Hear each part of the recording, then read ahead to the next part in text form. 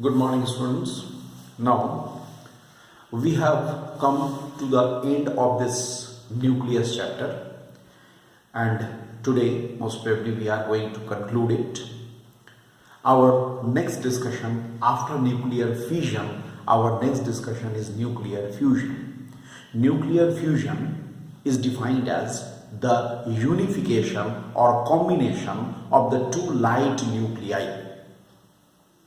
It is the unification or the combination of the two light nuclei, as a result of which a third nucleus, a lighter nucleus, will be formed.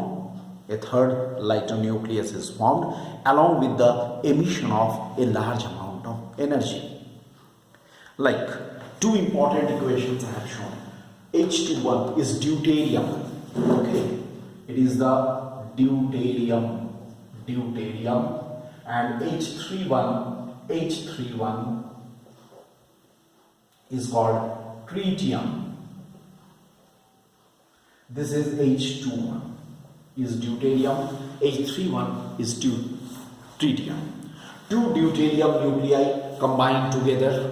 Okay, unification will be taking place as a result of which H32, the helium nucleus, along with the emission of a neutron and a large amount of energy. We see here a large amount of energy, 3.26 MeV.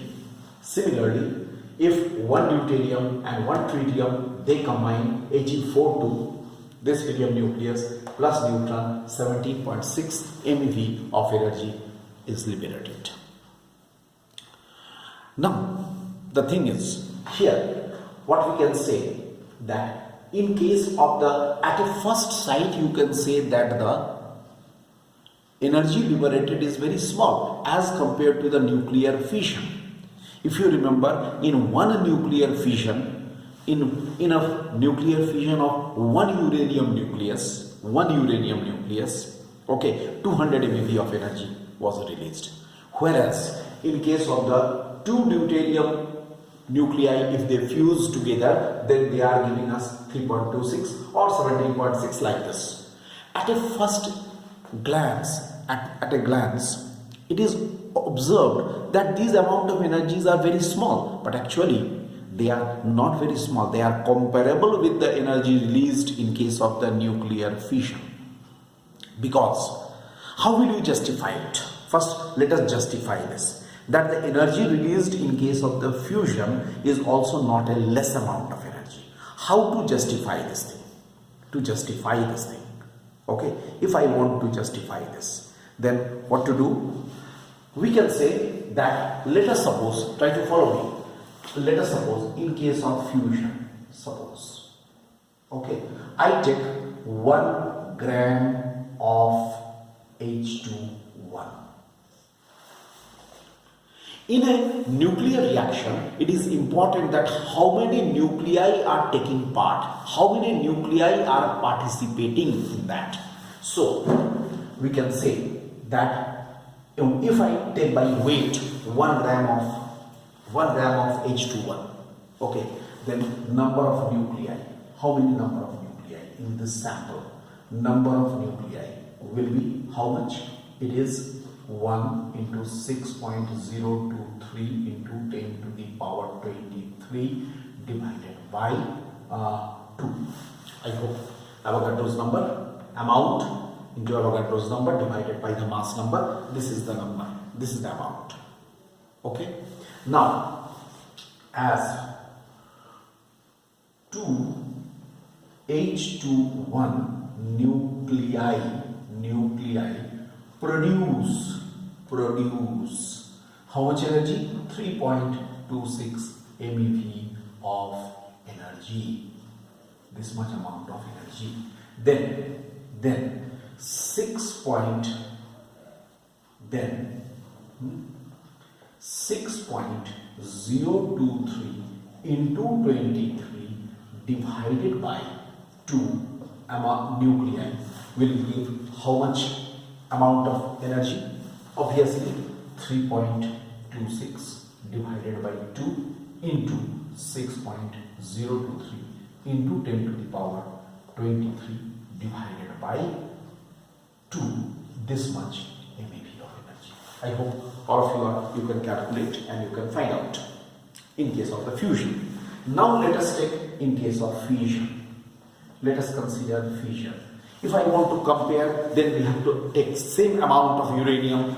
Let us now take 1 gram of U-235-92. How many number of nuclei? Number of nuclei. Number of nuclei will be 1 into 6.023 into 10 to the power 23 divided by 235.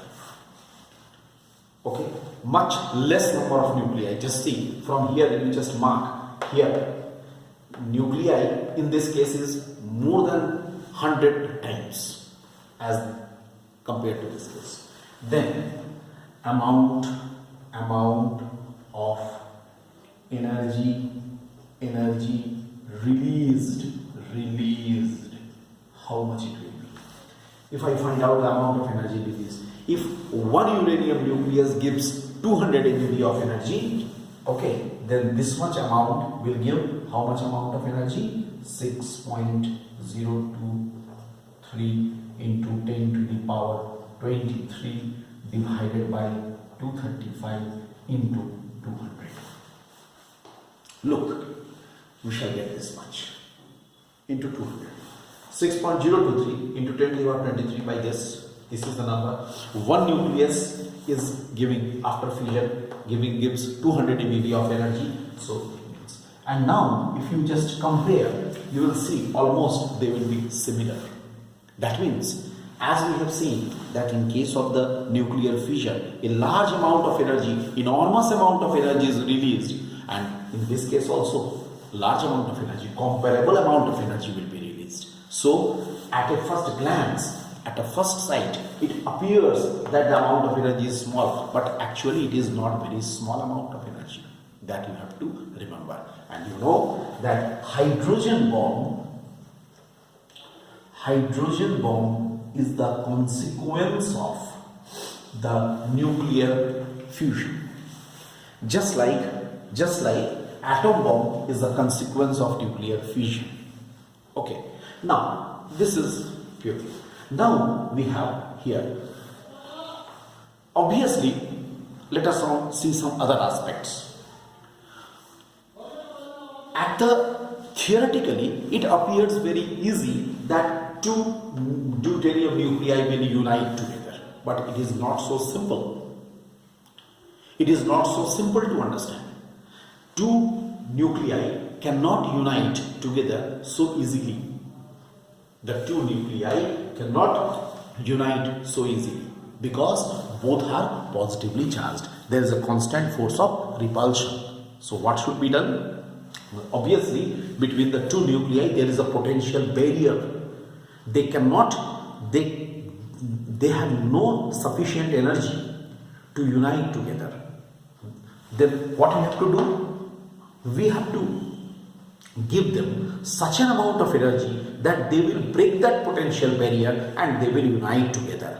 That is only done at the very high temperature. So nuclear fission generally takes place at a very high temperature of approximately 10 to the power 7 Kelvin.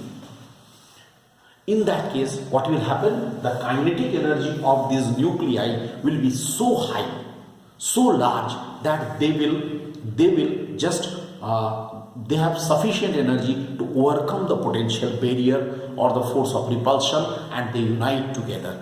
This is why these nuclear reactions or this fusion is known as thermonuclear fusion. This fusion is known as the thermonuclear fusion, which takes place at the very high temperature. Generally, this process is very much dominant in case of the sun के case में ये reaction बहुत dominant होता है. Thermonuclear fusion, right? So thermonuclear fusion which takes place at the very high temperature. Okay. Secondly, nowadays it is being planned that how this energy which is released due to the nuclear fusion can be used for the constructive purposes, because the energy which is released from the nuclear fusion is very much pure, because nuclear fusion reaction, just you see at a glance, nuclear fusion reaction is not associated with any type of the radioactive byproduct as it was there in the nuclear fission. In nuclear fission, barium, krypton, etc., these were the nuclear byproducts, and obviously they will disintegrate, right?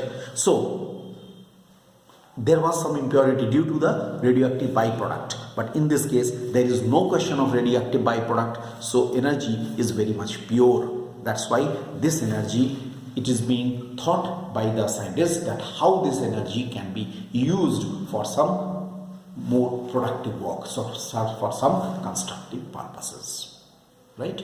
So this is all about the nuclear fusion. All right.